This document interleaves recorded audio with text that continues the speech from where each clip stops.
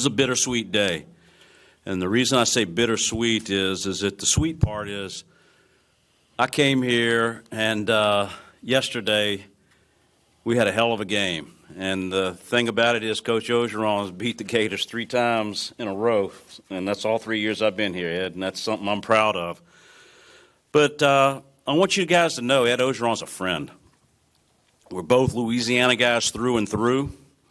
We both deeply care about this football program, and I will always be grateful for Coach Ogeron for leading the Tigers to the greatest season in the history of college football. With that said, the job requires us to set personal feelings aside and make decisions that are ultimately best for LSU. Since my first day back at LSU in 2019, Coach O and I have maintained an open and consistent dialogue about the state of LSU football. At LSU, we expect to compete for SEC and national championships year in and year out.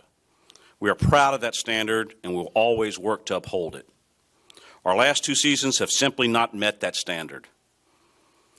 When we evaluated our on-field results and the future of our program with President Tate, we determined that it is time for us to move in a new direction. That was LSU's decision, but it is one Coach O understands. It's clear in our conversations he wants what's best for LSU above all else. We've asked him, and he has agreed, to remain as head coach through the end of the 2021 season. We believe that gives our student athletes the best chance for success this season.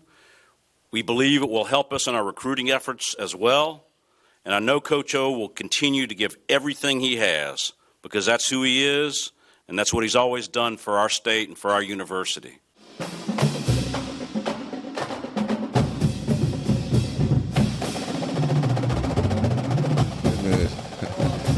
Hello and welcome to Tigers Roar. I am Jonathan Poche, joined as always by Buddy Songy here from Old School Barbecue, 10655 Coursey Boulevard, Baton Rouge's latest and greatest barbecue joint. Come check it out. Great food, great drinks, a lot of fun. TVs all over the place. A great way to watch the game. Before we get started, I want to remind you guys, check us out on YouTube. That's youtube.com/Pelican Broadcasting. That's a great way to keep up with everything we do at the Pelican. When you're there, be sure to subscribe so you know every time we come with something new. You can catch all the Tigers Roars archived for your convenience, along with the Rocket Right Show, the Clarence Buggs Show, the Coach Kadar Show, and Overtime with Athletic Director Roman Banks from Southern University. It's all there for your viewing pleasure. Check us out one time. YouTube.com/Pelican Broadcasting. Welcome in Buddy Songy here on a Wednesday. Bud, man, a lot going on this weekend. LSU shocks the world, takes down Florida for the 3rd year in a row. A great game, everything you really wanted. LSU running the ball all game, really stuck with it. Ty Davis-Price sets the LSU single game rushing record. Beats Leonard Fournette's record. LSU gets the big win, 49-42. And then Sunday rolls along, and a big announcement from LSU brass that Coach Ogeron will not be retained for the 2022 season. A new coaching search, I should say, will start immediately. Scott Woodward, you saw him right there in the opening clip, said, Coach O is a personal friend. And Coach O was a Louisiana guy, Bud, man. I mean, he was one of us. He had that Cajun accent. He was from down on the bayou. 2019, the perfect season, 15-0, win the national championship, and then just less than 2 years removed. LSU is 9-8 since 2019. Wasn't good enough on the field. There was a lot going on off the field as well, but it's crazy how much can change in 2 years.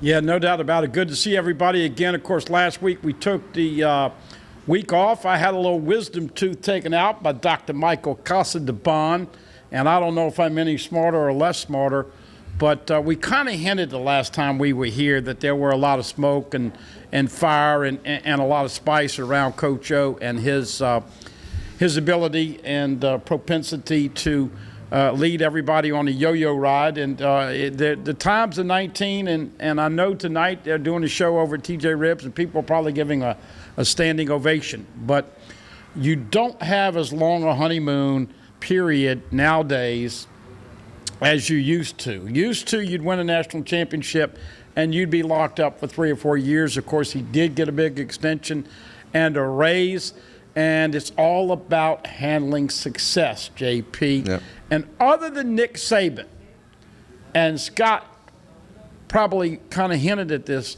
and Skip Bertman All the great ones at LSU that have won national championships have not handled it. Les, Coach O, even Coach Maneri to some extent. And as you know, with the COVID year, everybody kind of gave everybody a pass. And then this year, with some of the obvious coaching problems. And look, I think everybody is appreciative of the job he's done, but there were a lot of problems off the field. There was a lot of negativity with his personal life and the brand name of LSU. And it's kind of sad. You mentioned it. Actually, TDP beat the record of Darius Geis. Of course, Darius has been a bad boy, and so they've kind of acted like they didn't know Darius Geis. Right. But he had 285. Fournette had 284 on 16 carries. TDP with 287 on 36 carries. So good to see that young man feeling his oats the last couple of weeks, establishing a run game, beating the Florida Gators. They were +4 on the turnover ratio. Exciting game. I was exhausted after that game just watching. I can imagine everybody that truly was involved. But now we move on, and I think that as we know with Scott Woodward, he's a very smart guy.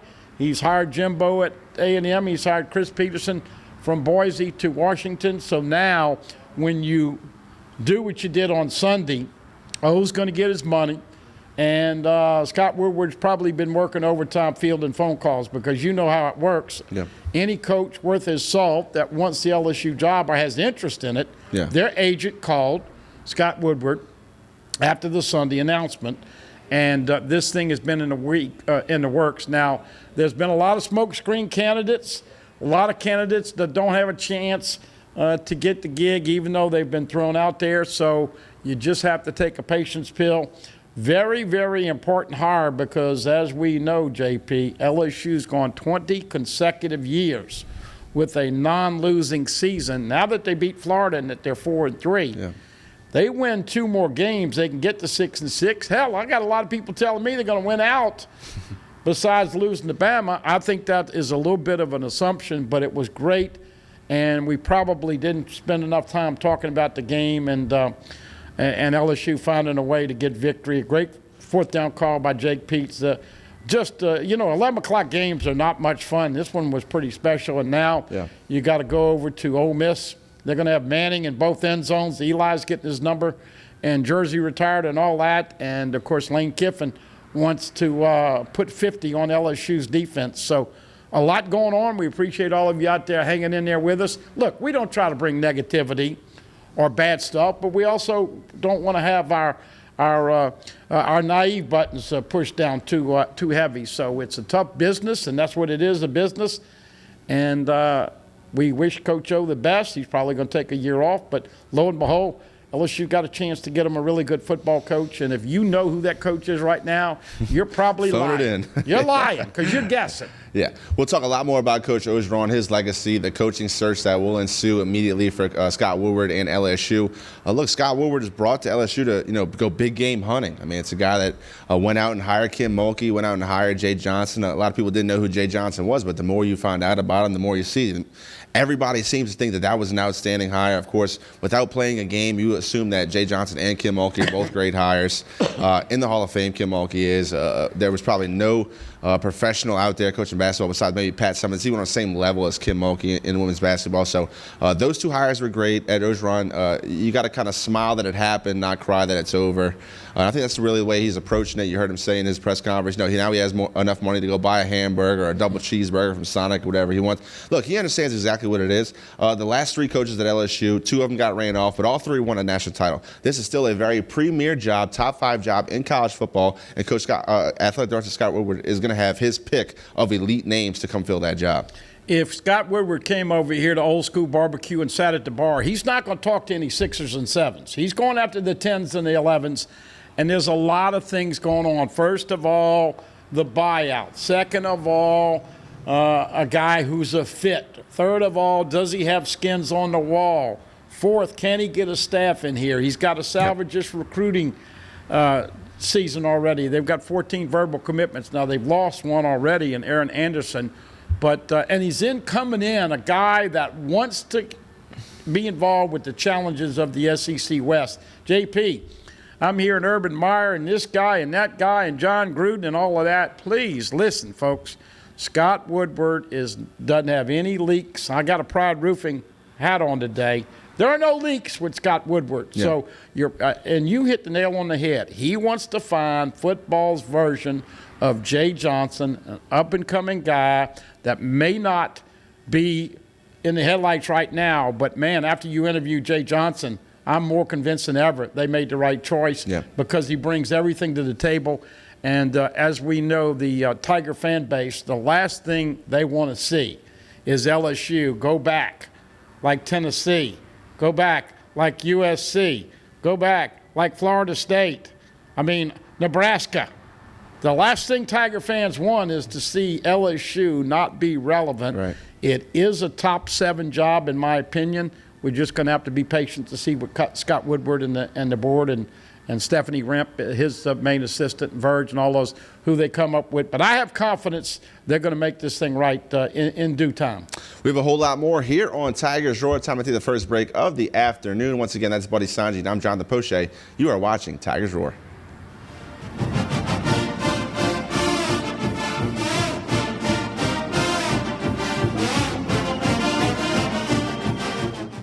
Hi, I am Dr. Farrell Frugier Jr., and I am a general dentist at Frugier Family Dentistry. I was born and raised in Baton Rouge, Louisiana.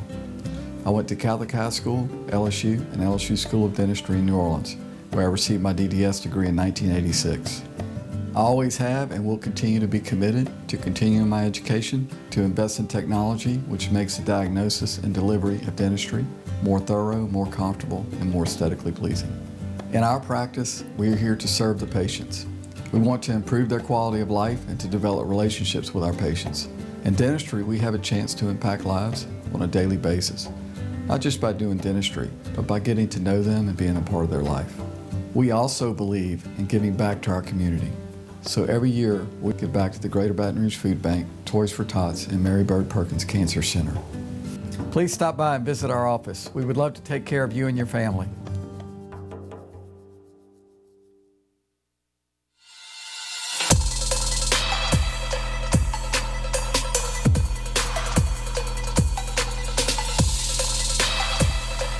The all-new 22 Civic, now on sale at Team Honda on Siegen Lane. Hello guys, it's Debbie. It's time. I've got a brand new location. 10510 Airline Highway, Baton Rouge, next to After 5 Tuxedos. We have the perfect spot to get all your wedding and formal wear needs. Come see our one-of-a-kind name brand and get great prices. With 30 years experience, the best customer service anywhere. It's Debbie's Bridal, Airline Highway, Baton Rouge. See you soon. You can't smell it, but you can almost taste it. And whether it's for a family get-together or a game day feast, having Manda in the mix always sounds good. For 3 generations, their quality meats and original seasonings have made Manda a Louisiana legend and made their family sausage Louisiana's family sausage. Manda Fine Meats. The flavor says it all. Live and play on the fairway at Greystone Golf and Country Club, a serene, challenging golf destination located in Denham Springs. For tee times and membership opportunities, go to GreystoneCountryClub.com.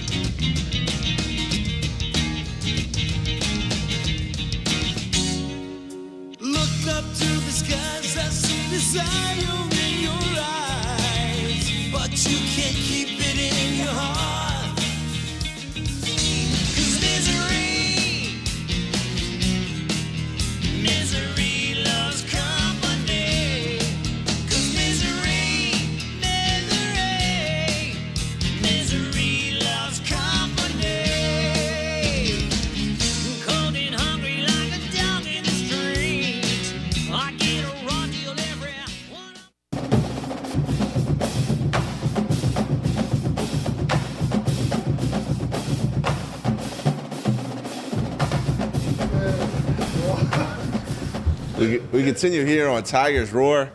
Come check it out live so you can hear Buddy Songy tell stories between commercial breaks. It's certainly worth the price of admission. We continue here on Tigers Roar. Jonathan Poche, Buddy Songy, talking about LSU, Florida this past weekend. LSU comes out with a 49-42 win. It was a really back and forth game. LSU got on top early. Florida gets on top early. LSU has 4 takeaways, 4 interceptions, 21 points off turnovers, and it still comes down to the wire. I mean, 42 points for a Florida team that lost the turnover battle 4-0. Florida likes to run the ball. LSU kind of stopped them early. Florida had to throw the ball a lot, and that's where you saw the turnovers, the interceptions come in. But you get Glenn Logan back on LSU defensive line. That paid a big difference. Damone Clark had another double-digit tackle game. Also had an interception. Dwight McLaughlin had a pick 6. Yeah. A lot of things fell into place for LSU, but still giving up 42 points after you had 4 turnovers. Not a great look. They did enough to win the ball game, but such a back-and-forth game. You mentioned being tired after watching the game. I mean, it was exhausting getting your emotions up and down, and Florida ties it up, and LSU takes the lead. And Max Johnson certainly didn't look like his best self. He's going to have to bounce back against Ole Miss. And we actually have some highlights from this past weekend. We'll actually try to go ahead and play those. We'll talk over them. LSU went down to Gainesville. Florida came to Baton Rouge, wore the orange uniforms. And here starts early with Mason Smith getting the sack on the outside.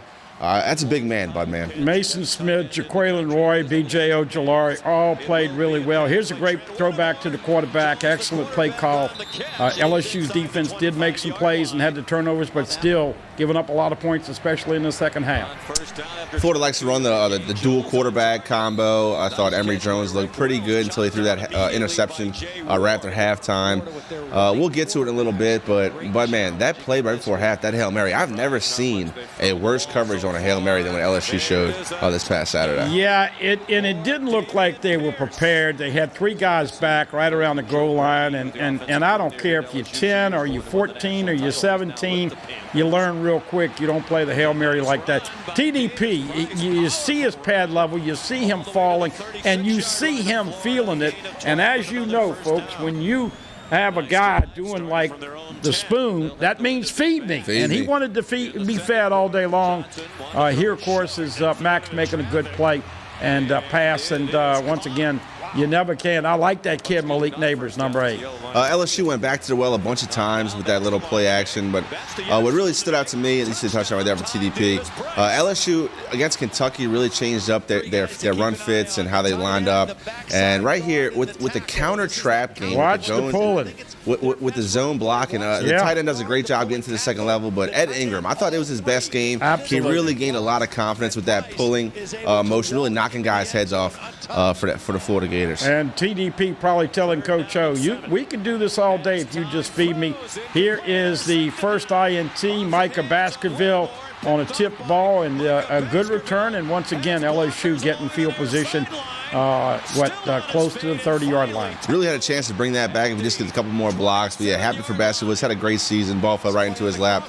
A great job by Cordell Flott by deflecting that pass. You see it again right here. Flott with the deflection, falls into Baskerville's lap, and he could have brought it all the way. I thought if Big 92 Neil Farrell gets a block, he might have scored right there. Yeah, no doubt about it. Here we go once again. Max looking for, and this was a really excellent throw. As I want to say, that's Jeray Jenkins. Yep. Yeah, for his first touchdown of the day. And Jeray Jenkins hadn't heard from him in a while. 3 touchdown catches. All right, great to see that from the junior. That was his first one on the day. You see the play fake. When you get that run working, it sets up the play action right here. Max Johnson off his back foot. Not great footwork, but throws an absolute dime to Jeray Jenkins for his first touchdown of the day. No doubt about it. Of course, here we go once again. Florida with a little read, run pass option, and now another pick. And boy, it was great to see LSU. They had 3 INTs going into this game. Got 4 in this game. JP. So many starters out in the secondary. It was great to see guys like Jay Ward and Dwight McLaughlin really paid off for their hard work. Another touchdown right here to Jenkins, right there to the play action again. LSU went to that play a bunch of times. They had Jack Best would leak out the backfield right there coming across the formation, and it just worked all day for the Tigers. Yeah, no doubt about it. A lot more misdirection, a lot better blocking, and as we said, here, look at these 3 guys at the goal line. What the hell are you doing? Wake up! I mean, come on. I'm screaming because you should have had your butt chewed. These guys should have run for 2 days, giving up that touchdown pass there. You learn in the 5th grade, you learn in the 8th grade, you learn in high school. Bat the ball down and know where that guy is. Oh, by the way, in college, somebody could have come in here and just tackled the guy, and it's only 15 yards. It's not a spot foul. Really irritating play from the defensive backs right there. You see Cam Lewis not even looking at the ball. Here's another interception. We'll talk about the positive. Yeah, watch this little beep move. Whoop. And scores. Great job right there by McLaughlin. Back to that Hail Mary. Cam Lewis doesn't look for the ball. Jay Ward's the only person even attempted to make a play on the ball. He's behind the wide receivers. Even though the receiver caught the ball in front of him, he's still trying to toe tap to get his feet in. Don't know what LSU was doing, but that play was over. I thought it was going to be a long uphill battle for LSU, but come on in the second half, get an interception, turn the tide right back, really erase that big momentum play that Florida had right before halftime. I thought it was a perfect scenario for LSU right there on defense. McLaughlin, of course, has had to play more ever since Stingley and Ricks being out. Florida gets in the end zone on a little quarterback draw. This is Richardson, their redshirt freshman quarterback. He came in, played hard, did a good job. Once again, the run game with TDP. And look, the old song, ain't no stopping us now. Now, it's kind of interesting. I'm seeing him spike the ball. Yeah. Clyde Edwards-Helaire did it in the Alabama game. I think that they don't want to call it, but you can get called for that. You can't spike the ball in college after a touchdown. Watch this right here, folks. He's so excited, but he actually spikes the football. That's a penalty. He's lucky it didn't get called. Marlon Martinez and Jake Mashburn, 2 guys that got brought into LSU run scheme. Now, he didn't do it there. He didn't spike this one, you see. I think they told him. Those 2 guys deserve a lot of credit coming off the bench to play big roles against the Tigers. And I thought Mashburn did an outstanding job really getting to that second level, getting blocks on safeties, chipping linebackers the whole game. Yeah, no doubt about it. TDP was hurt the first 4 or 5 games, and he has played appreciably better. 147 yards rushing against Kentucky, and, of course, 287 for the record. Dwight McLaughlin there could have face guarded. Once again, I'm a big believer. Give up 15 yards before 6. Right, 42-42 right here. LSU really gets into back to the run game. Didn't throw the ball besides, I think, one time in the fourth quarter. And it was a screen. I mean, imagine that. LSU really, I thought it was Jake Peets' best game play calling by far. Really, it helps when you can just feed TDP the whole game, and the line is putting up big holes, and he's gashing him for 8, gashing him for 24, gashing him for 30. Then he scores a touchdown. So Josh Williams gets on the action right here. That was another nice run. And really sets up the go-ahead score. Look, Jay Peets ran the ball the entire second half, the entire fourth quarter. They got to 4th down and goal, and then he calls a perfect play, the bootleg. Credit Max Johnson right there for getting his shoulders turned around and finding Jenkins on the other side of the field. Glad that Coach O didn't kick the field goal. That was my worst fear, kicking the field goal and then losing by 4 points with Florida. By the way, back to the run game, 3 times Saturday morning and Saturday afternoon. Jake Peets had 3rd and 5 and ran the football and converted all 3 times. So no doubt you could tell he called a much better game, and Coach O wasn't fooling with the offense on Saturday. And here is the ceiling play. Damone Clark getting an interception. Happy for that young man, number 18, a leader on and off the field for the Tigers. Really capping the game off right there. 49-42 was your final. In Baton Rouge, the Gators come for the 3rd year in a row and fall short to the Tigers of Baton Rouge. Coach Ederson beat Florida 3 years in a row. You heard Scott Woodward earlier in the opening clip, and he's happy about it. You know, you beat Florida 3 times. A lot of people talked leading up to the Kentucky game that was a must-win for Coach O. Of course, LSU drops that game. A lot of people were kind of waiting to hear, you know, what's going to happen. They're going to make a move in the head coaching spot. Recruits are hearing from other teams, other coaches saying, look, it's in flux. They're going to fire O. It's going to be different. You know, might want to decommit or whatever. There's a lot going on in recruiting. At least now, after the Florida game, they do move on for Coach O. Now there's a definite answer about what the plan is moving forward with these recruits. Look, the guys that are from Louisiana, the guys that have been dreaming to go to LSU their whole life, that's not going to affect them too much. The program still recruits itself.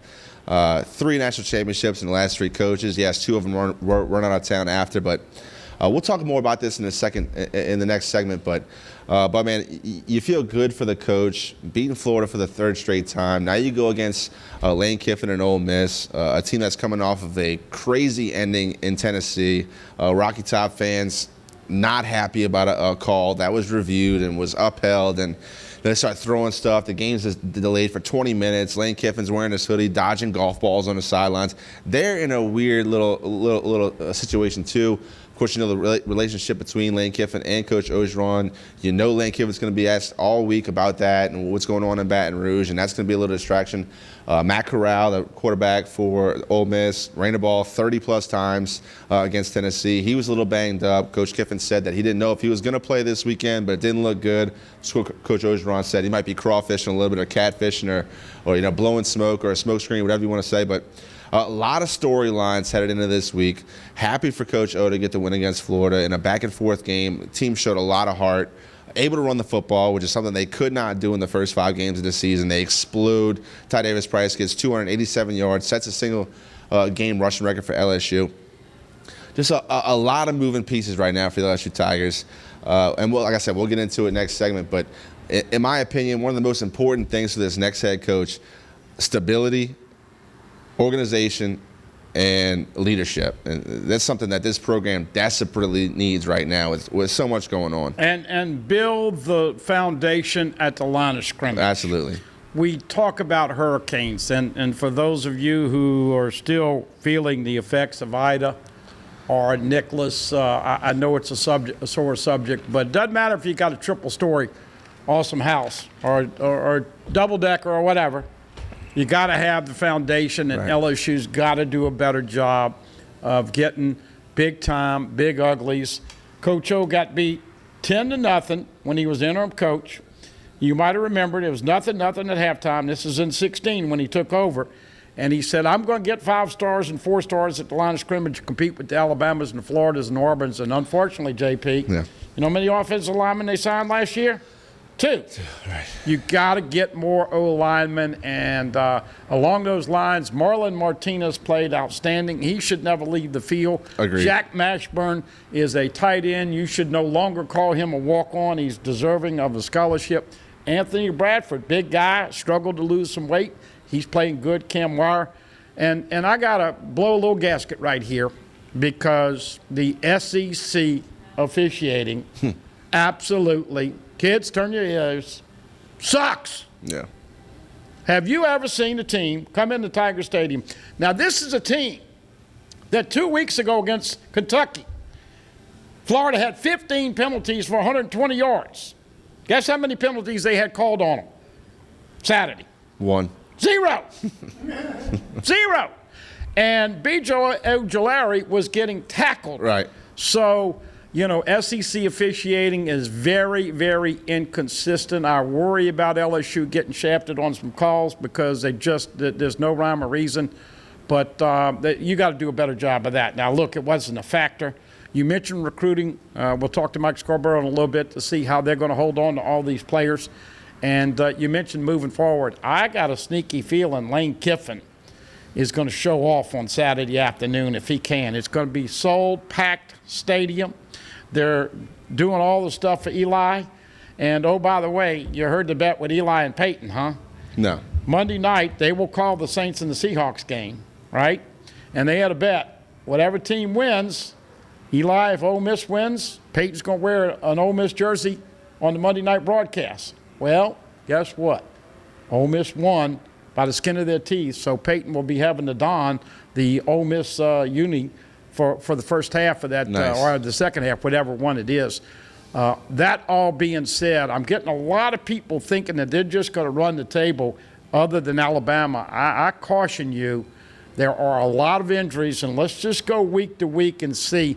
I think both these teams have a chance to score 40 points. I really do. Ole Miss is going to have trouble stopping LSU's run. Yeah. And LSU, oh, by the way, is the second worst team in the country in the second half, giving up points to Power 5 teams. They're giving up over 25 points a game in the second half. JP, that is where that depth, and I went back to that formation on the goal line. I don't know who taught that, but that's crazy. You got to do that. We all grew up playing football. I mean, come on. Yeah. Hail Mary, like I said, you tackle the guy. It's 15 yards. It's not a spot penalty. So right. I worry about Matt Corral. There's no way he runs 30 times this week. Right. But this is going to be a challenge. And, oh, by the way, LSU is a 9-point underdog. That game is on CBS. And, unfortunately, case you didn't hear, Gary Danielson has officially changed his first name to Richard. Bud, man. And getting back to that Hail Mary, in the NFL, I guess it was 4 or 5 years ago, someone along the lines realized that if you just bring a corner, okay, and shut down that time window, not give the quarterback 5, 6, 7 seconds to wait for the receivers to run down the field and get open in the end zone, that it boosts your chances of defending the Hail Mary. Like it's something crazy, like 33% or something.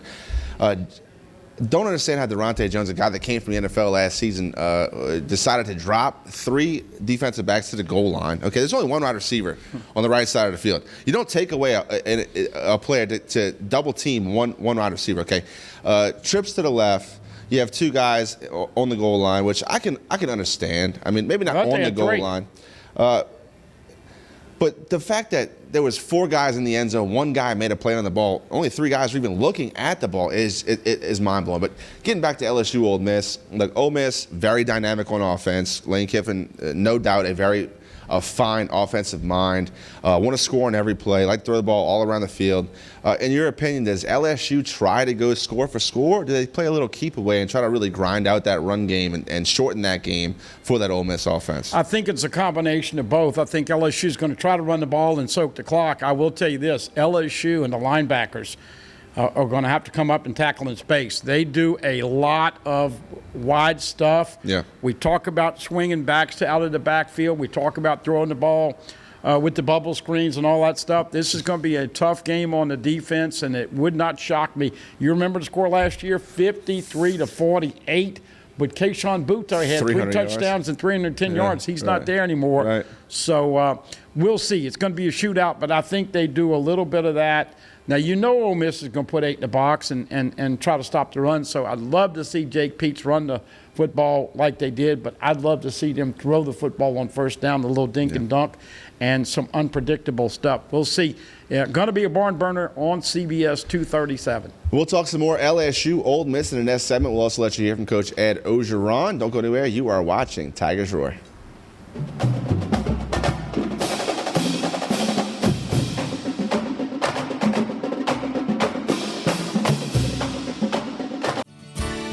Creel Tree Service is a licensed and insured tree service providing tree and stump removal, topping, trimming, cabling, pruning, and fertilizing. We have free stump removal with takedowns, free estimates, affordable rates, and senior citizens discounts. Call 774-TREE. That's 774-8733. Get your yard ready for the warmer weather. If it deals with a tree, call me, Creel Tree Service, 774-8733. That's 774-TREE. Hi, I'm Hurricane Betsy Barnes. And I'm Dr. Kay Siller with the Rocket Right Show. We are 2 busy blondes on the go showing off life in Louisiana. Watch us on Pelican Sports Network. And Talk 107.3 FM. Check local listings for times. Tremonti's has meat. Tremonti's has seafood. Tremonti's has much more. Tailgating and home gating platters. Huge wine and liquor selection. Beer and all the spices you need. Chairman Reserve and Wagyu meats. Ribeye rolls, shrimp rolls, kebabs. 20 flavors of sausage for the grill. Daily lunch specials and game processing. On-site catering also available. Good meat ain't cheap and cheap meat ain't good. Visit Tremonti's.com. Go where summer leads you in an award-winning Mazda CUV. Find yours during Mazda's season of discovery. Call, click, or come by and discover your new Mazda today at Baton Rouge's Mazda dealer, Team Mazda on Airline. Caught spiders?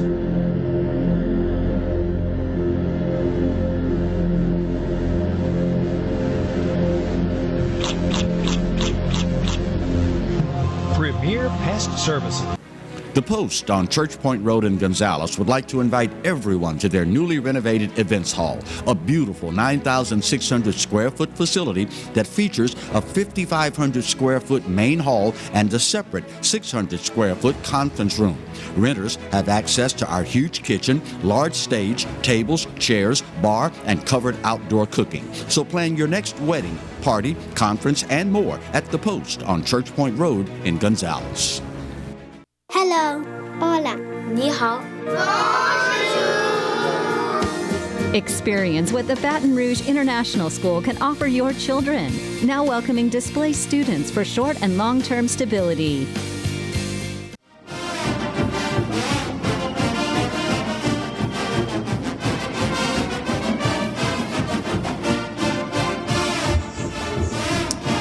We continue here on Tigers Roar, talking LSU Ole Miss. 2:30 kickoff in Oxford, Mississippi. Ed Ogeron versus Lane Kiffin, a guy that have a very close relationship.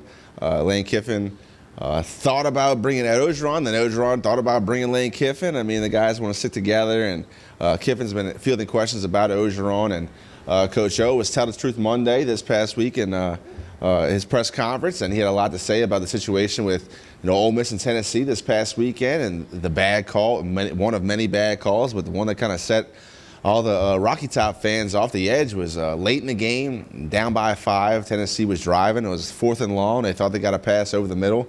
They ruled them short by a yard, went to the review, and came out with the same outcome. They confirmed the call on the field. Rocky Top fans did not like that, started throwing everything they could find, saw a bottle of mustard on the field. But, man, who's bringing a bottle of mustard to the game? I mean, they must have stole that from the concession stand. There was vape pens thrown, beers, waters. The cheerleaders, the band had to leave because they weren't safe. The game got delayed for 20 minutes. A lot going on in Knoxville this past weekend. Of course, Ole Miss does come away with the win. LSU beats Florida. So two teams coming off big wins. Look, Tennessee was really close to beating Ole Miss. I mean, they brought in the backup quarterback. He ran a couple plays, had a nice pass to the end zone just through the fingertips of his wide receiver. So a lot could happen. Any team is beatable in the SEC, as we've seen outside of Georgia, who's looked very dominant. But LSU has a chance to do some things. If they can run the football like they did this past weekend against Florida, they'll have a good shot to really limit that time for the Ole Miss offense and stay in the ball game. Well, obviously everybody wants to know why LSU all of a sudden the last 2 weeks has had a run game. A couple of things here. Number one, the guys were really hurt and banged up going into camp. And, it's good that LSU canceled that corporate sponsorship with Charmin, because the first 5 weeks, Charmin was a big part of LSU. They were soft. I mean, soft as a baby's butt. And all of a sudden, they started pulling people, and as you alluded to, and you kind of did the little work on the thing. Jack Mashburn, ever since he's been in the game, appreciably better blocker than Cole Taylor. I still want to see Jack Besh get a few more balls. I think Malik Neighbors and others have an opportunity. But look, one thing about Lane Kiffin, he's going to see all those plays that worked last week, and he's going to make some adjustments. As I said, LSU is going to have to tackle in space. I'd love to see the Tigers go and pull that victory out, but I do think it's going to be a tough ball game. Yeah. And it might be, JP, it might be one of these games where the last team to have the football has the chance to kick a field goal and win by 3. I think it's going to be that close. Of course, you get the open date next week, and then you have 2 weeks to get ready for Alabama. We'll let you guys hear from head coach Ed Ogeron this past Monday. Tell the Truth Monday in his weekly press conference, talking about Ole Miss, Lane Kiffin, and a whole lot more. Here is head coach Ed Ogeron.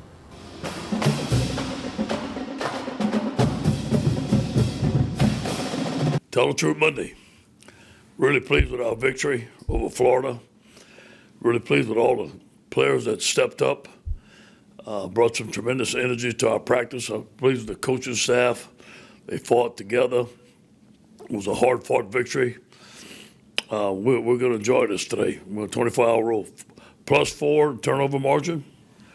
On offense, great play by the offensive line. I think they're the most, no, I don't think, I know they're the most improved unit on our football team. Tyron Davis-Price for 287 yards. What a tremendous night. Ran the ball hard. No turnovers on offense. On defense, 4 interceptions. Scored on it was a big turnover, and held them to 136 yards, almost half of the yards they were giving up rushing. Glenn Logan helped us in the middle. I thought Neil Farrell had his best game as a Tiger. And on special teams, we blocked an extra point. A lot of good things. We're going to show it in the team meeting today. We're going to celebrate the victory, and then we have to move on to Ole Miss. We'll talk about Ole Miss a little bit. As far as Lane, I think that Lane is, if not the best play caller in the country, one of the top 3 best play callers in the country. He has an outstanding football mind. He's doing a great job at Ole Miss.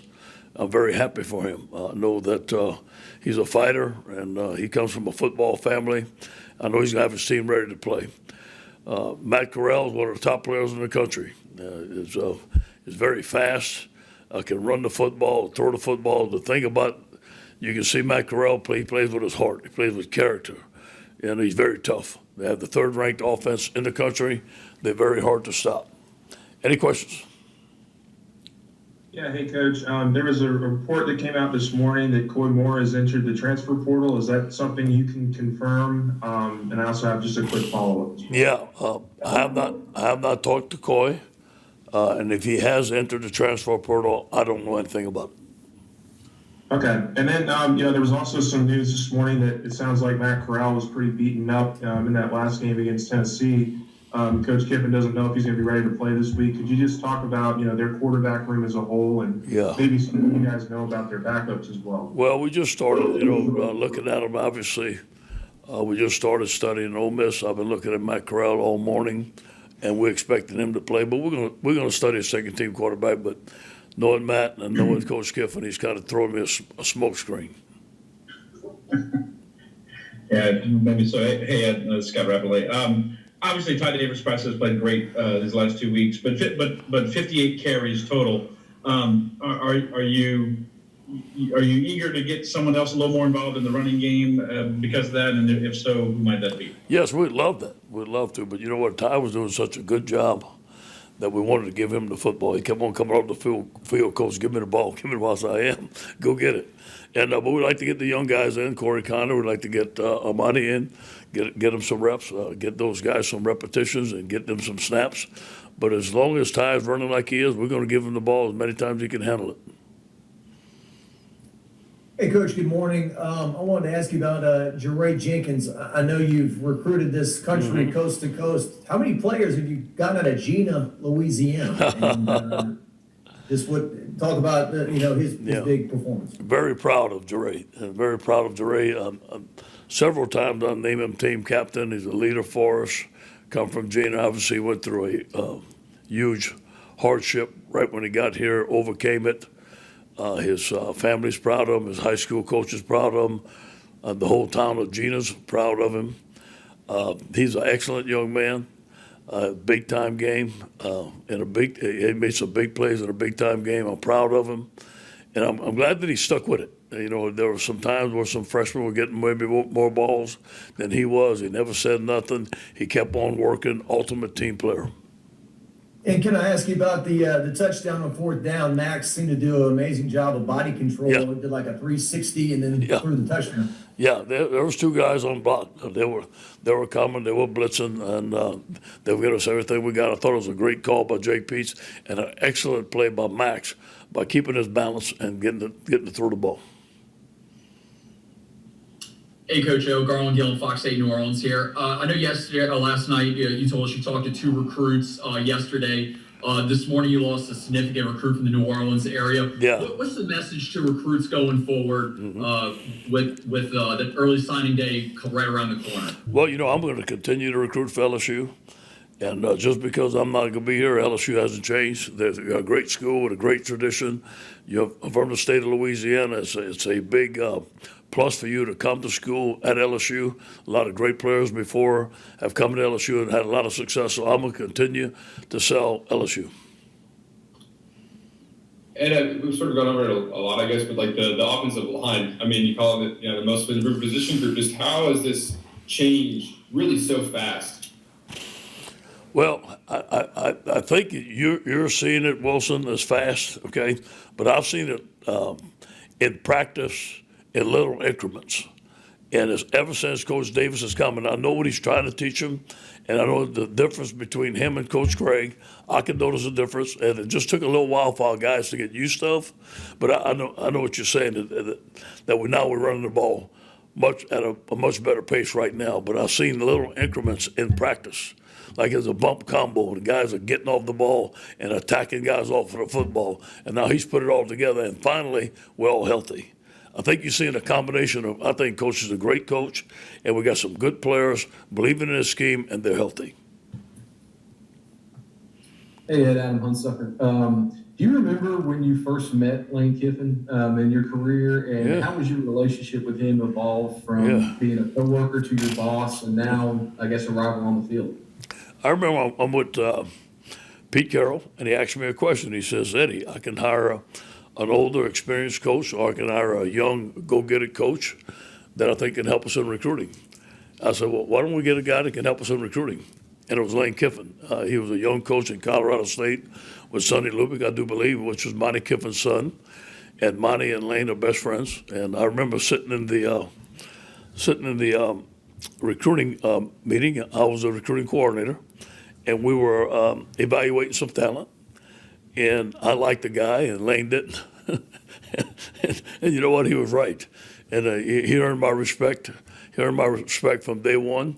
Lane and I became very close, me being the recruiting coordinator. He was our out-of-state recruiter. He brought in some tremendous, in fact, he taught us how to recruit out of state at USC. He brought in a lot of number one draft picks. He recruited every day he could. He was on the road 7 days a week, working from Florida to New York. I think the guy's a tireless recruiter. He's a great recruiter, and he's a great evaluator of talent. Hey, Coach. Leah Van from The Advocate. I'm just wanting to ask about recruiting again. What are you telling these recruits when it comes to like them being really sold on you being their head coach? I know recruiting's a lot about relationships. Yeah, you know what? It's, that I can't change, obviously. But I do know that, like I said, there's a lot of things LSU can sell. There's, LSU, you come to LSU, you're going to get a great education, you're going to network, none of that's going to change. You're going to have a chance to play in the SEC, none of that changes. You're going to come here and compete against some of the best players in the country, so none of that changes. Hey, good morning, Coach. I got two questions. One, I'll start with the Lane one. What is that relationship like? You're a little older than him. Yeah. Is it a big brother, little brother? Like good needling fun? Because he does seem like a fun guy. Yeah. Yeah. Sometimes it's like that. Sometimes it's like best friends. Sometimes it's coach to coach. It all depends. But we do have the utmost respect for each other. And we do know each other's strengths and weaknesses, and then we've kind of fed off of it when we coach together. And I'll never forget when I went to Tennessee, he said, I'm going to treat you like the assistant head coach. And he actually did. He gave me a lot of responsibility. We worked well together. Obviously we won 2 championships at USC together. We built that recruiting class. We all worked hand in hand, me, him, and Coach Carroll, and all the other assistants were always together. So we got to know each other very well. And then my other one would be about Corral again. Watching their game against Tennessee, he is a willing runner. A lot more physical, I guess, than I would expect at that position with what they want to do. Yes. Could you speak to that aspect of his game? Yeah, and he ran a 21 flat, 200 meters. Fast, strong. He's competitive. And he feeds off the energy of the game. And the quarterback draws, the quarterback runs, and him just extending plays with his feet. He's going to fight, push to get to the goal line, whatever it takes. He's a tremendous competitor. I believe if he's not the best player in the country, one of the best players in the country. Hey, Coach, Shea Dixon here. When you face an offense like Ole Miss and your game planning, I guess overall, does it shift any? Is there a sort of mentality of play keep away or run the football, or is it just kind of stick to what you do? Well, if you play keep away, you might not score as many points as you need to play. That's got to come into play. And there's going to have to be some ball control. If he goes fast every down.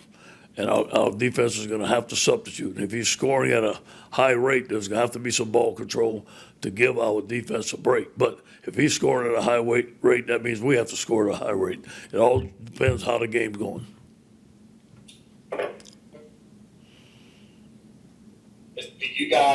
Are you prepping for this as whoever gets to 50 first, whoever gets to 60 first is going to win this game? Yeah, I don't want to say that. It all depends. We'll see. Hopefully we play better defense than that.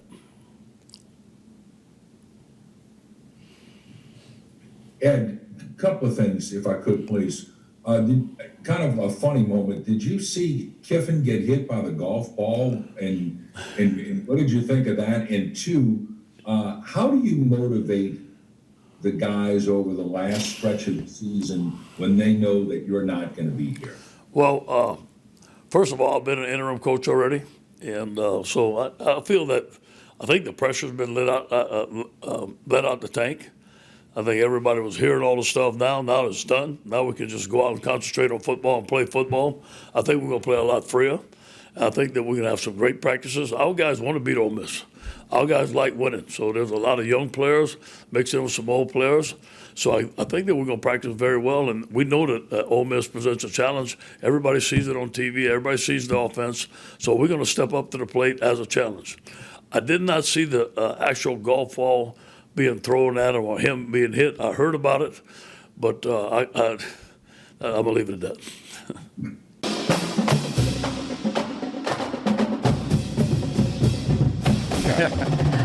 And we welcome you back here. Having fun on a Wednesday night. Of course, it is October the 20th, 2021. Hope everybody doing well. And we will audibilize as we quickly go into Mike Scarborough. He has been working hard as any man in the media. JP, he followed the Kim Mulkey search. He followed the Jay Johnson search. And the guy is not getting much sleep because, as you know, no rest for the weary when you have a coaching search. Mike, good to talk to you. And how are you doing on this Wednesday afternoon? It's good, man. It's just this time of year with this deal, and like you always warn me, don't burn yourself out. We still got till probably the first week of December when a coach should be named, and but it's everybody's calling. I got to talk to a bunch of people, and you know, you have an initial silly list. We have Vegas putting out odds on each coach. Of course, I think the majority of them are basically in order to make a bunch of money off people who want to be silly. But in reality, I think when you whittle the list down, there's probably 5 or 6 realistic names. Did you really get phone calls on Deion Sanders, John Gruden, Urban Meyer, Nick Saban? I mean, Hugh Freeze. Yeah. It's unbelievable, the imagination of people. You said there's only about 6 legitimate candidates. Before we name them and get into all that, what do you think Mike, Scott Woodward, and his staff are looking for as far as personality traits, resume, and that all-important thing that we always talk about, the fit? You don't want a square peg, JP, in a round hole. You want somebody that can come in here, be embraced by the fan base in this part of the country, recruit, win games. What are you thinking that he's looking for, Mike? I think he's looking for a guy that's very, very organized, good with the media, that can recruit, knows how to build a staff, has run a program and shown stability. You know, there's some guys out there that might give you the splash and get some people excited that maybe they don't check off all those other boxes I just listed. So, and I've been kind of, you know, saying it repeatedly for weeks. You know, you could talk about the flashy guy, but it might be the guy who's more like the Jay Johnson hire in baseball. Yeah.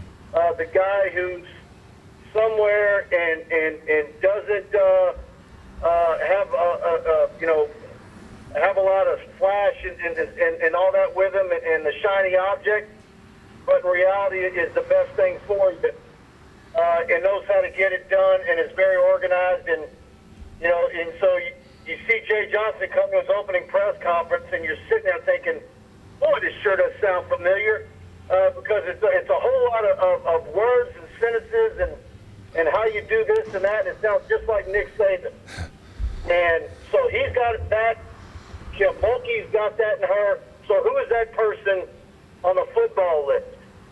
And so when you go down the line and you cut out all the stuff that's unrealistic, the guys you can't get, and I don't think to me you take Jimbo Fisher off the list. I don't think Lane Kiffin is a Woodward hire. I don't all this stuff with Lincoln Riley and Dabo and I think James Franklin's going to be the next coach at USC. The Mel Tucker stuff that hit last weekend, I'm looking at Michigan State's schedule.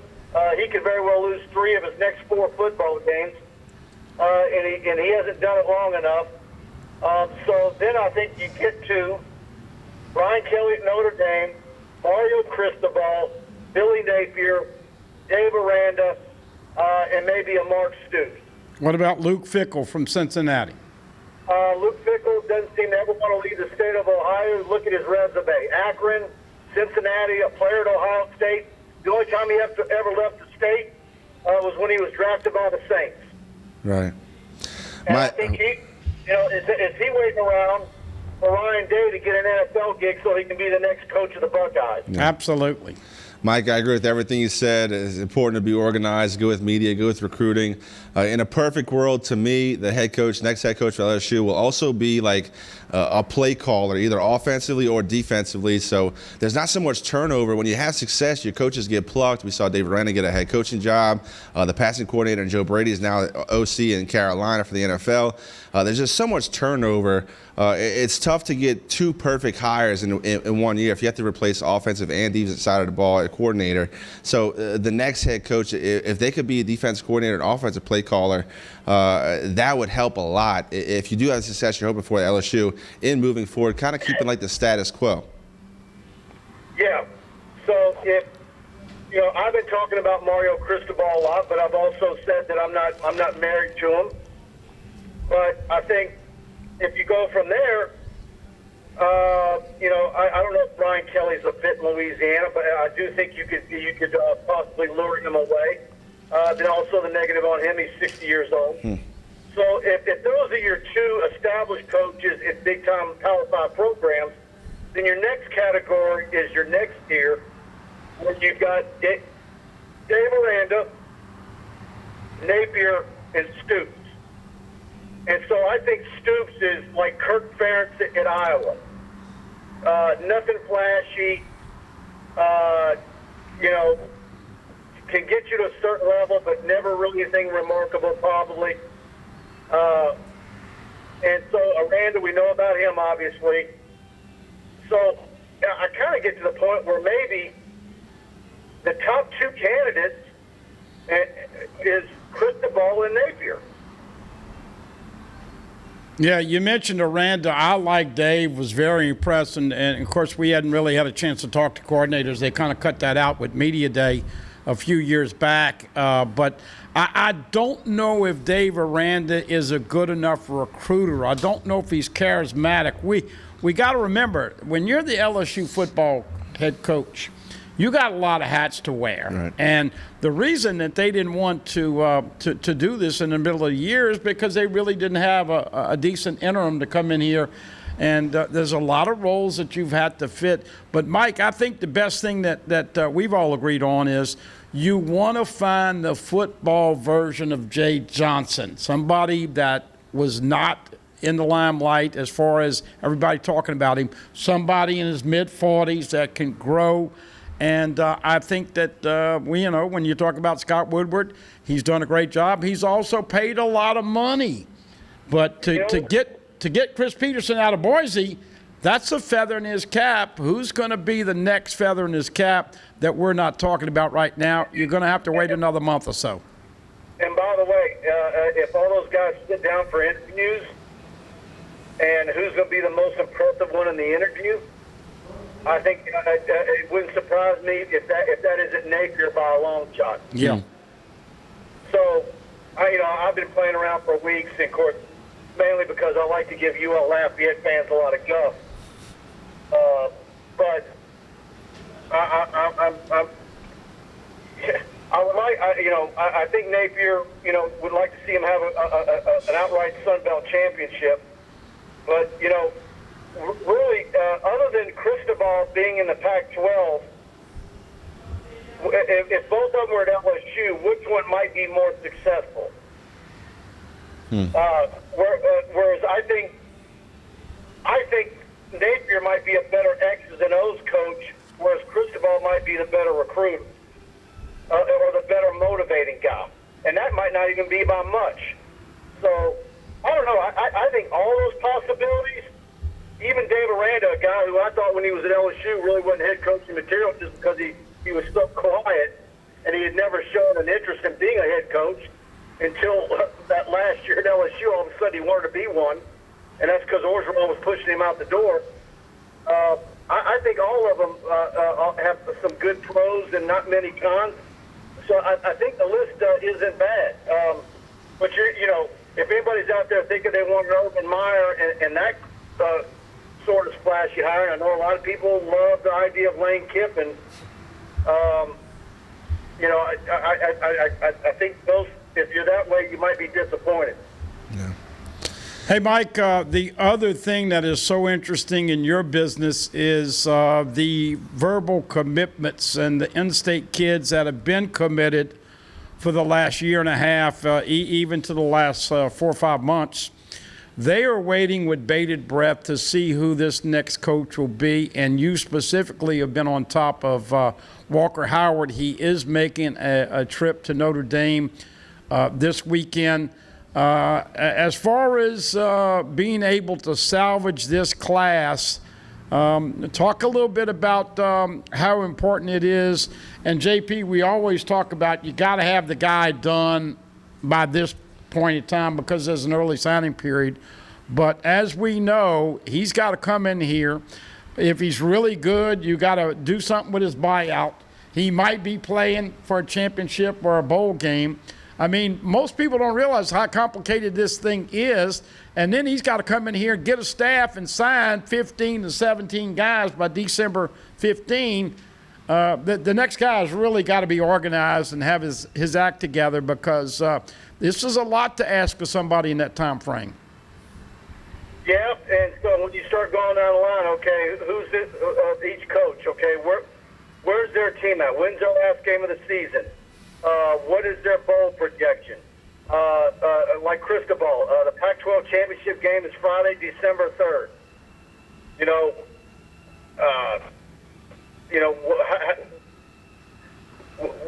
I don't see them being a playoff team. Would he coach the Pac-12 championship game and then leave, or would he leave before the Pac-12 championship game? And then on down the line.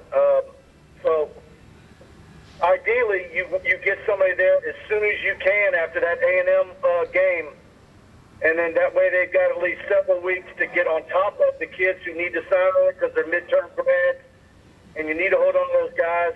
And then with Shaz Preston, getting Aaron Anderson back in the football, Jacoby Matthews, Quincy Wiggins, Harold Perkins in Texas, all those guys, who can you get back in on?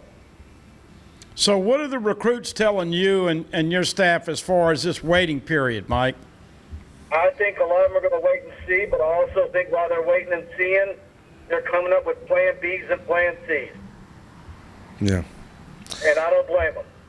Yeah, and you heard Coach Scott Woodward saying that in that presser on Sunday that, they chose to do it at this time after you beat Florida because it's going to benefit recruiting the most. And that's really what you're talking about, right? Giving these guys a definite plan. Now they're not hearing the rumors about maybe Coach O will be here, maybe he won't be there. There's really not a lot of unknown except for who the next guy will be. And as you mentioned, if we don't have a guy before that December 15 early sign-up period, then that's going to be a problem. Yeah, that would not be good. Right. And I don't know that anybody on the list is going to be in the playoffs. In a job like LSU, even if they're going to a nice New Year's Day bowl, they're probably going to need to forego it. Yeah. The other advantage of this situation that we mentioned, and it's not a casual mention, but with the change in the rule, JP and Mike, if you have 7 transfers out, then you can, after December 15, then you can replace those with 7 new recruits. I think this now says that LSU is going to have a chance to take advantage of that, and because they docked themselves 8 scholarships because of the Title IX thing and all of the stuff with OLOM and everything that went down, it seemed like this is a great break for LSU to be able to get into 7 additional, and that would make this class actually possibly swell to 32. Couldn't happen at a better time for LSU, Mike. No doubt. And I'm looking at Oregon's commitment list when I keep looking at Cristobal, and I'm like, he's got 5 offensive linemen committed, none of them under 6'5". One of them is the kid from Texas that they lost to Oregon, LSU did. And I'm like, man, what might an offensive line guru and recruiter like Cristobal do at LSU with that +7? and who might be the one-time transfer in as well. So that's one of the pluses with him. Yep. Hey, had a question. I didn't have a chance to get it to you on the radio show today. Somebody asked me about Jake Johnson. Now, we saw the camera pan to Jake and his mom and his daddy. Of course, everybody knows about Brad Johnson, what he's done on Twitter and all that. But is he still solid, or is he a guy that you think would wait, or as long as Max is here, you think he comes? Give me the skinny on Jake Johnson. Yeah, I don't think there's any issues there as long as Max is here. I think all those kids. I think that them and their parents are probably like a lot of LSU fans, and knowing what Scott Woodward has done and Stephanie Rempe, and that somebody good is going to be in that chair at LSU. Mike, I was asked this past weekend if the transfer of Coy Moore had more to do with Ed Ogeron leaving or just a very crowded, very talented wide receiver room with a lot of freshmen really making noise this season. What do you think? I think it's a very crowded wide receiver room and some talented freshmen that are getting on the field sooner than he is. Yep. Coy has battled an ankle all through the fall camp, and we were out there one day at practice. They actually were giving him some reps at running back. And we know that, that the freshman wide receivers have just been phenomenal. That's the other thing, Mike, as we wrap up with you. I know you're busy, and we'll let you promote all the stuff that you got going on. But, guys, this is not a bare cupboard. This next coach that comes in here, if he can solidify some trench play. Now, look, there are going to be some transfers. We know that attrition is part of every class. But suffice to say, Mike, if he can come in here and load up on the offensive line, you're always going to have skilled people. And I did get this question today, too, and I don't really know where to go with it. Dave wanted to know about Miles Brennan. What do you think he's going to do now? I have no idea what he's going to do. I don't think he does. Right. Yeah, I mean, Walker Howard's going to be here in a couple of months. Depending on if LSU's bowl eligible, he might be able to participate in some bowl practice. He dressed out last week, by the way. Yeah, Walker did. Yeah, we saw that. But really, this is not a bare cupboard that this next coach is coming into. No, I mean, LSU proved that on Saturday. Missing your two defensive ends, your two corners, your All-American wide receiver, and you beat Florida, and now Dan Mo's on the hot seat. All right, Mike, go ahead and tell everybody about TigerBait.com and how they can subscribe today. That's it. Go to TigerBait.com. We're covering this coaching search backwards and forwards. You can get on the site $1. Try us out for a week. Choose the annual package. You're basically getting 3 months free when you do that. And, of course, check us out on YouTube. We're doing multiple shows a week. That's LSU Tigers on Tiger Bait on YouTube. Hit the subscription bell and notification there. And Buddy and I are going to be live, and we're doing shows. And so we got our post-game show, and we're adding even more. So a lot of stuff going on at TigerBait.com. Thank you, Mike. Thanks, Mike. Look forward to talking to you next week. I'll talk to you then. Okay. All right. Stay busy. And, it's incredible when you went through the Mulkey search, that was pretty clean, and Mike really did a great job on that story. And then we started getting into that baseball search. If you remember, I think it was about a 3-week period. And Jay Johnson came just out of the blue, and he killed it in the interview. He killed it his first press conference. And, man, Absolutely. I don't know if you saw him mic'd up this last week. But, man, you can – and, listen, everybody appreciates Paul Maneri and Les Miles and Coach O for winning national championships. Do you realize Georgia hadn't won one since 1980? So LSU's won 3 and of course, played in another one. So you get spoiled when you get to the apex and the top. But bottom line is that it is going to be a very interesting watch to see how this unfolds in the month of November. Speaking of that Jay Johnson clip, it was just amazing to me to see a guy at the highest level really coaching every aspect of the game, the pitchers, the hitters, the catcher, the center fielder, the base running. I mean, he had his fingers on every aspect of that little scrimmage. Thought it was really enlightening to watch a guy who lives, breathes, and always talks about baseball, so organized, a plan of attack for every aspect. I am very much looking forward to what he can do with this very talented draft class of assignees he brought in. It's going to be a fun year for baseball. Still has some football left to play, but look, basketball is going to be very good, both on the men's and the women's side. And yeah, that Jay Johnson hire looks to be right now. Look, they haven't played a game yet, but right now it looks like it's a home run. Scott Woodward, big game hunter. Yeah, and that's how you become a player's coach, when you're that involved. And I think one of the first things that I loved about Coach Johnson at one of his early interviews is he said, I don't put up with drama. And as we know, when you're making your living off of 18 to 23-year-old players, whether it's female or male, there's a lot of drama. And I think this next football coach is going to have a very similar mindset. You know what they always say about the drama, man. You know, the risk and the reward. You hate to lose somebody, but if he's a cancer in the locker room, if he's dramatic, if he's one of these guys that is all about him and not the team, sometimes you got to let those good guys go to somewhere else because you don't want that impact in the locker room. Right. Once again, I want to thank Mike Scarborough from TigerBait.com, doing a great job for us here on Tigers Roar. Have a lot more coming up. We'll let you hear from Jaray Jenkins. Caught 3 touchdowns against the Florida Gators right here on Tigers Roar.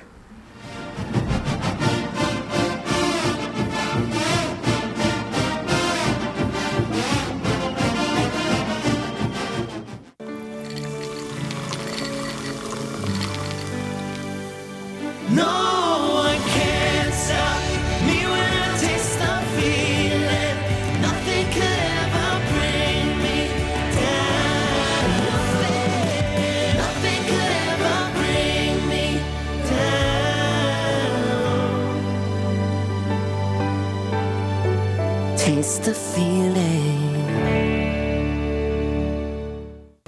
The Post on Church Point Road in Gonzales would like to invite everyone to their newly renovated events hall, a beautiful 9,600 square foot facility that features a 5,500 square foot main hall and a separate 600 square foot conference room. Renters have access to our huge kitchen, large stage, tables, chairs, bar, and covered outdoor cooking. So plan your next wedding, party, conference, and more at The Post on Church Point Road in Gonzales. Hello guys, it's Debbie. It's time. I've got a brand new location. 10510 Airline Highway, Baton Rouge, next to After 5 Tuxedos. We have the perfect spot to get all your wedding and formal wear needs. Come see our one-of-a-kind name brand and get great prices. With 30 years experience, the best customer service anywhere. It's Debbie's Bridal, Airline Highway, Baton Rouge. See you soon. Bolello's Furniture and Appliances, your dependable independent. Depend on us for service, for selection, for price. Get huge Whirlpool savings. Shop now and save on Whirlpool appliances throughout the store. Plus, experience our price match guarantee and ask about special financing. You can depend on the know-how of people who live appliances every day. Bolello's Furniture and Appliances, your dependable independent with nationwide buying power. Live and play on the fairway at Greystone Golf and Country Club, a serene, challenging golf destination located in Denham Springs. For tee times and membership opportunities, go to GreystoneCountryClub.com.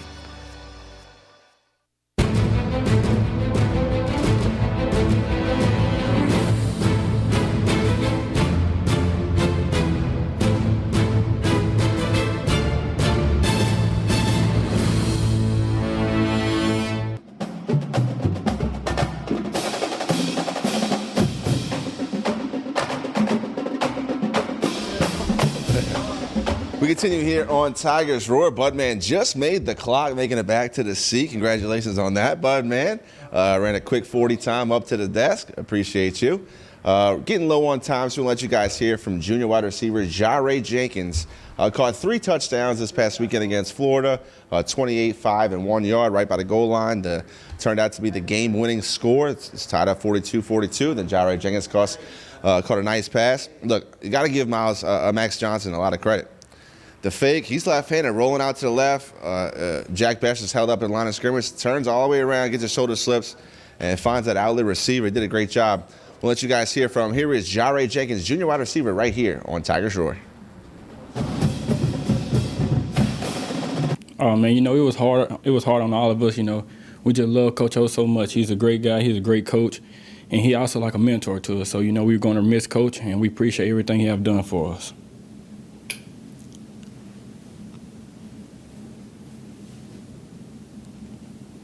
Yeah, hey Dre. I guess for you personally, going back on Saturday, having that 3 touchdown game, that go ahead score there right at the end, just what did it mean to you to have a game like that and really step up in Kayshawn's absence, and kind of lead that receiver room?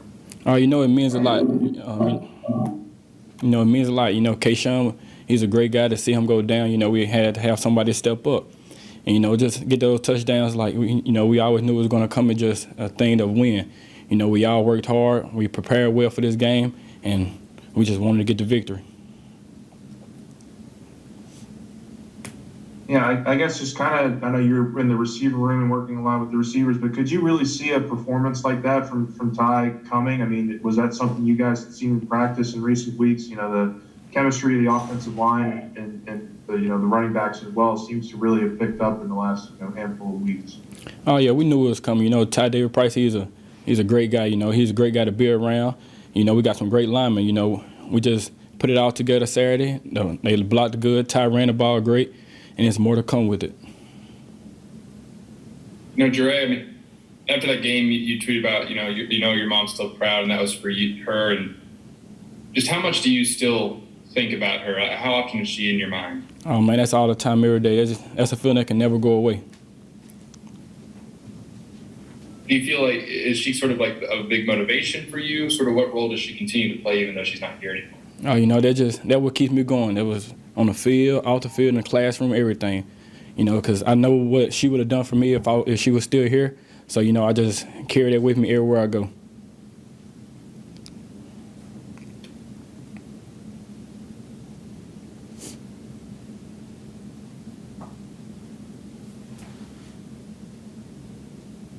Also, just we just got to talk to Jack. The way that his blocking has emerged in the last few weeks as a part of this offense, how much has he opened up things in the run game, having that lead blocker like that? Jack, he opened it a lot. I told Jack a couple weeks ago, your time is going to come. Just be patient with it. He did. His number was caught in the game. He got in. He made big plays, big blocks. He got the ball through to him, everything. So he was prepared for it. And he did what he had to do. When you're running gap schemes like that and all those counters, do you have to have someone like that in that role? Anybody can do it, but at that moment, Jack was there. And, we just got to congratulate him for doing what he did, and also the O-lineman. So, we got to give all the praises to those guys, and also for Ty for hitting the holes where he needed to do. And you've seen the outcome of how that went. Ray, what's the most touchdowns you ever had in a game at Gina High there? I think 4 or 5. Have you heard a lot from your friends, former teammates, family from Gina this week? Oh yes, sir. They all have hit me up on some social media or also text messages. How did you feel like as that game was progressing? Did you just feel like you were always open, or did you realize you had 3 touchdowns, or what was in your head? I realized, in the game, I don't realize about how many touchdowns I have, what I'm doing on the field. Basically, when I'm on the field, I'm just trying to get the victory, trying to help my teammates. If it's either blocking for the running backs in the hold or also for the receiver to have the ball. So in my head, it's not me, what I'm doing or anything. It's just, doing something for the next man. Thank you. Hey, Jure Jacques from Channel 9. Before you, who was the most famous football player to come out of Gina? Probably Jason Hatcher. He made it to the league, so probably him. How many years back is that? That's about 21 years. Okay. All right. So no LSU Tigers from Gina before you, I don't think? No, so not football. Got you. And one more quick question. So last year you came into the year and not many people were talking about you, and you surprised some people. This year, I guess there were expectations, and then that was Florida's kind of a breakout game for you. How's it been this year? Coach O said you were patient and waited your turn. It was good. Like he said, I've been patient, but like with that being patient, I also worked hard every day. I wasn't gonna let nobody outwork me. So me and all the other guys in the room, we all worked hard, and everything gonna speak for itself.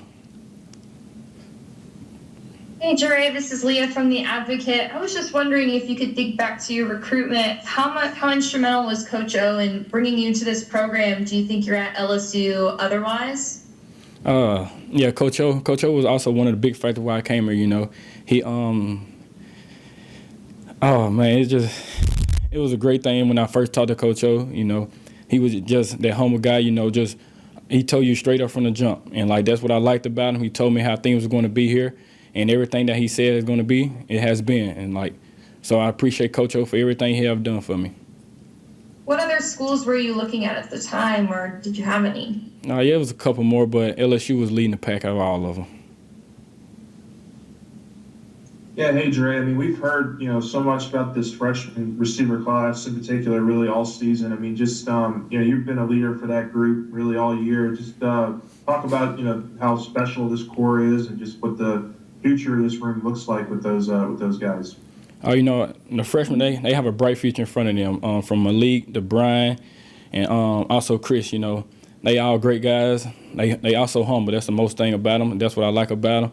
They come to the office every day and work. And it shows on Saturday. They all put in work, just like everyone else. So I feel like their future is going to be bright in front of them. So I feel like you're going to see more to come from them also.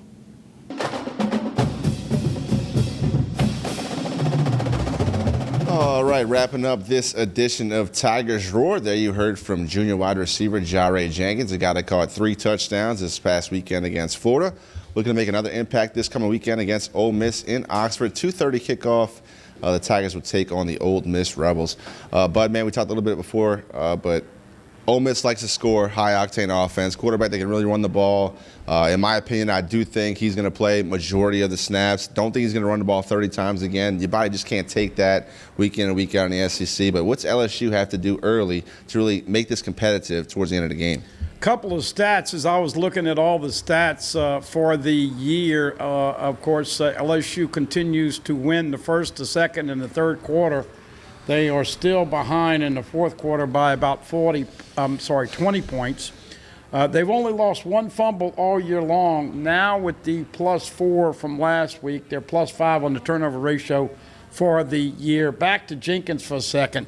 He had some drops earlier in the season, and he probably got back down on the depth chart. Good for that kid. Yeah. Jure Jenkins with 3 touchdown passes. Deion Smith, you hope to get him back. He was out last week. Malik Neighbors, number 8, look for him. He's going to get better and better. Love to see Jack Besh get a few more balls. Man, you got to love watching Jack Mashburn block. And I think the real question is, once again, going to be on first down. Now, third down, LSU is giving up 46% of conversions on third down, and they're only converting about 38 or 39%. So first down is very important.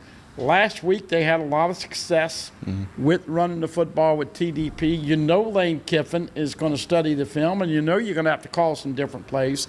So we'll see how much Jake Peets and the offense expands a little bit. Got to be honest with you, I don't think Max Johnson has been as on this year as he did last year, and yet we say that 20 touchdowns and only 4 INTs. He's completing about 61% of his passes. LSU now running the football for about 117 yards a game. A couple weeks ago, 70 or 80 a game. So if they can have success on first down and run the clock and shorten the game, you minimize the number of snaps that you give Matt Corral and Kiffin. But look, with this secondary, especially the way he sees them playing that deep ball and that Hail Mary, Kiffin is going to take some shots down the field. So Jaquelin Roy and Mason Smith and obviously B.J. Ojulari. Love the way Glenn Logan played. He made a fool out of me. I didn't think Glenn Logan could play that many snaps. Okay. Him and Neil Farrell played much better. But once again, linebackers got to tackle in space and wrap up. I just see this thing going back and forth, and whoever has the ball the last may win this thing. I'm hoping the Tigers pull it out, but right now with Kiffin, and I don't think, I'm like Mike, I don't think he's a serious candidate because he's got too much baggage, but it wouldn't shock me to see him try to put 50 on this LSU defense Saturday afternoon. Right. To me, it comes down to the defense. I mean, the offense has been so up and down this season. Going to have to spy Corral. Going to have a linebacker just to have his job to keep an eye on the quarterback, make sure he doesn't escape and hurt you with his legs. Kiffin's going to try to throw the ball. It was good to see Sage Ryan get on the field against Florida, a guy that missed a lot of time, a former 5-star athlete that can really play football. LSU missing their 2 top cornerbacks. They got Flott and McLaughlin. They're going to have to really put their big boy pants on because, they're going to have a lot thrown at him. Lane Kiffin throws the kitchen sink, and he's going to try to prove a point, like you said. Last year, this game came down to the wire. Without Keyshawn Boutte's 300-plus yards, LSU loses that game. I agree with what you said about Max Johnson. It doesn't look like he's playing his best football, but look, that guy's been under a lot of pressure. LSU had 0 running game for the first 5 games of this season. They did open it up this last game against Kentucky and then Florida. I did like how they changed up formations, gave a different look to Florida, who was a good run defense. They hadn't given up close to that many yards all season. They were second in the conference going into that game in run defense. I like the gap counter scheme. I think Mashburn gives you a whole nother dynamic on the outside, blocking first and second levels. When he gets that chip and then moves on to the safety, if you can get past that initial defensive line, that's a lot of running room. I think this scheme really fits this offensive line, for one, Ed Ingram in particular, in pulling and really get his momentum going, but also TDP. This scheme really fits him. He gets the cut, and then he just goes forward. That's a big man, tough to bring down. I think Jay Peets is finally figuring it out. It's come a little too late in my opinion, but look, the last 2 games they've stuck with the run. They really grinded TDP down, made him work, and that guy's a horse. He's a bell cow. He can carry the load when Max Johnson's not really clicking as sharp as he should. A lot of things got to go right, but I also agree it's going to be a shootout, and whoever has the ball last. I think LSU has a better chance this weekend than I gave them going into Florida. So, look, anything can happen. I'm picking the Tigers to win this Saturday. All right, and you did win the Man to Contest not long ago. Going to be a fun-filled weekend. Of course, the Saints and the Seahawks on Monday night. Peyton and Eli will have a lot of fun with that, and as many of you in the old days, this was an incredible rivalry, Kiffin and Orgeron. That relationship, a lot of things being said before, during, and after the game, but hang in there. And of course, Gary Danielson and the CBS broadcast, that means that puppy's going to be close to 4 hours, so don't plan too many things on Saturday afternoon if you want to watch the Tigers. We thank y'all for tuning into this episode of Tigers Roar. Don't forget to check us out on YouTube. Everything Pelican does archived on YouTube, youtube.com/Pelican Broadcasting. The Budman has found a new friend on stage. He'll bust a few moves before he's getting out of here. I want to thank you guys for watching. I want to thank Marty, our floor director, and the crew in the truck doing a great job for us each and every week. For the Budman, Buddy Songy, I'm Jonathan Poche, and you have been watching Tigers Roar.